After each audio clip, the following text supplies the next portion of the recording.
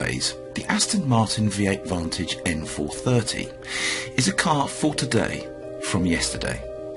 Its Nürburgring-inspired name and paint scheme might well be new, but its shape and feel are both cosily familiar, and its V8 engine and 6-speed manual gearbox are similarly old school in both their design and in their appeal. So is the N430 a mere dinosaur that needs putting out of its misery? Or is it something more than that? Are there lessons that can be learned from its back-to-basics engineering approach?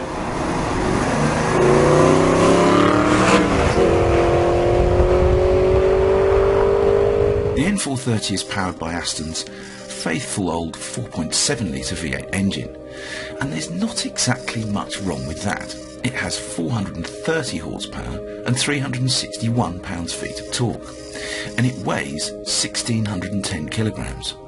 That's enough to send it to 60 miles an hour in 4.8 seconds and to 190 miles an hour flat out. And the less said about its economy and emissions, the better.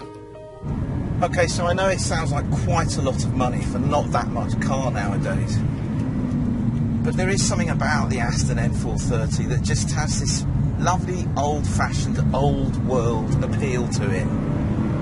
It comes from the driving position. You really do feel as if you're sat really low, right over the rear axle. Classic kind of GT arms-out driving position.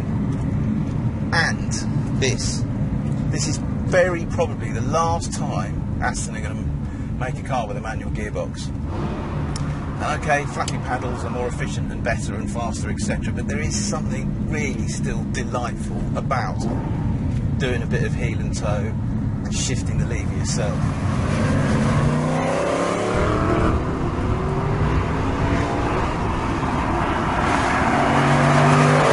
The engine is not the last word in sophistication, it must be said, but it makes a lovely, throaty,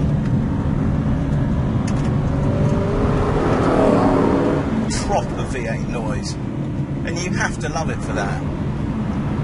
It's also quick, the N430. I mean, there's no question about that. It's not as, you know, it won't murder a B road like a 911 Turbo, but it is still light your hair up fast when you really put your foot down, and it doesn't feel that smooth right at the top of the rev range if you really rev it out, but it's got proper torque,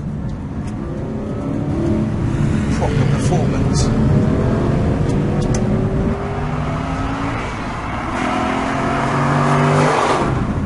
There's also lovely amounts of feel through the brake pedal, and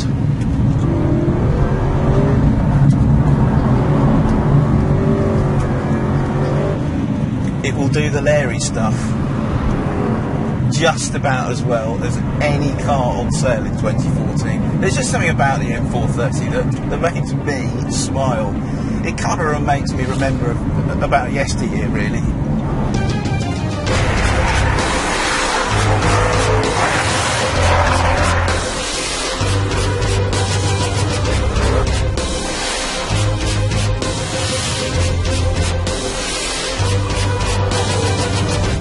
It's funny, it's the complete opposite to a lot of the kind of German Technofest cars, in that if you worked it out in black and white on paper, you just go, well, it doesn't do this very well, it doesn't ride very well, the gearbox is a bit notchy, it's not that quick, etc, etc, etc, but it's just got this lovely cuddly feel to it that just really makes you smile, and surely that is just as important, in fact, let's face it, even more important than the ability to go from 0 to 62 miles an hour in 2-point-something seconds, which this thing definitely cannot do.